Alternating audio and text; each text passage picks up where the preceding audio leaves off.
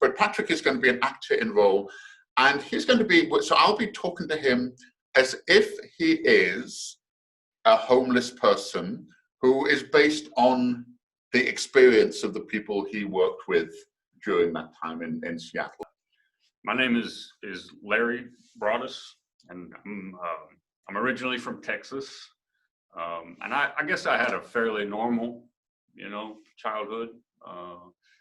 Had a good education, went all the way through high school, and then I decided I didn't want to live in Texas anymore, and I had a friend in Seattle who told me he could get me a job up there, so I went up there and got a job working on a fishing boat. On a fishing boat in Seattle, yeah? Yeah, I had a flat, and for years everything was pretty good. Okay. But you work almost every day, 12 hours a day for a long time, and it just it breaks your body down. Right. So that's the biggest problem. You think you became physically weaker because of the amount of physical work you'd been doing? Yeah, I was injured. I had back injuries, and to be honest with you, because of my back injuries, I started taking pills, taking painkillers, pain medicine, and I started having a little bit of a problem with that, taking a little bit too much. I see. So you think you're becoming a little bit addicted to the painkillers? I was definitely addicted to painkillers, and eventually I did also start even using illegal drugs to supplement that, and that was part of what got me into trouble. And then the company I worked for started cutting back jobs. So because I had this injury, I couldn't work as well as I used to. I was also using drugs sometimes, so I lost my job because of that. Right. So how old were you then when you lost your job? I was 32 when I lost my job.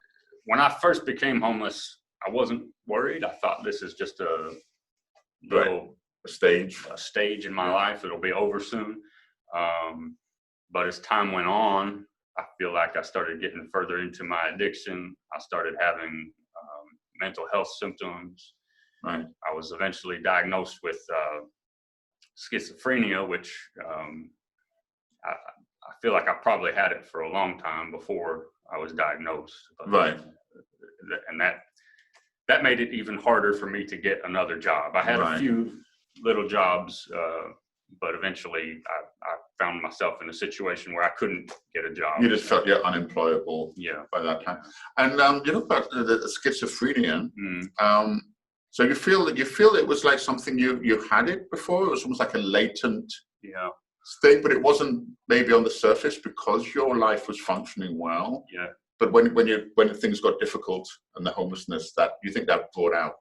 That's right. I think I had always kind of heard voices, people that weren't there sometimes. But when I found myself on the street, I was alone all the time. I was also on drugs quite a bit, and it made my symptoms worse to the point where I couldn't function like a normal person does. I'd be walking down the street talking to myself. People would be afraid of me, and that I think it made people perceive me in a way that I did not perceive myself. Right. I see. Like the way you look to the outside world felt it was different to how you feel as a person inside. Exactly. Right. So you're saying this is a girl on the streets because her father was abusing her at home? That's right. Like beating her and physically or sexually abusing her. Yeah. Mm-hmm. And I have other friends who are. I have a friend who has PTSD. He was in the war. He believes that he became homeless because of that.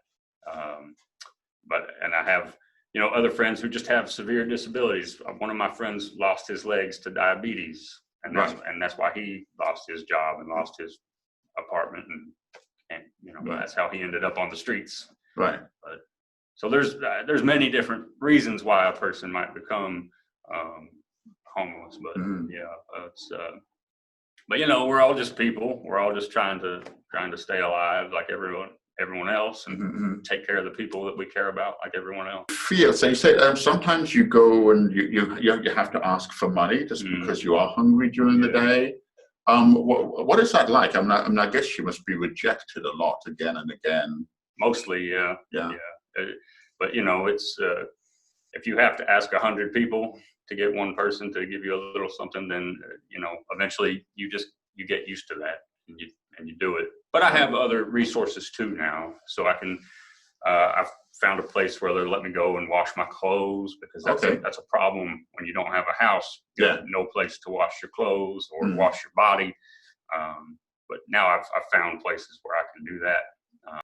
Hope for me is that I'll find a place to live, and once I have that, right, I think everything else will. Things can follow from that. Yeah, I really believe that. Yeah.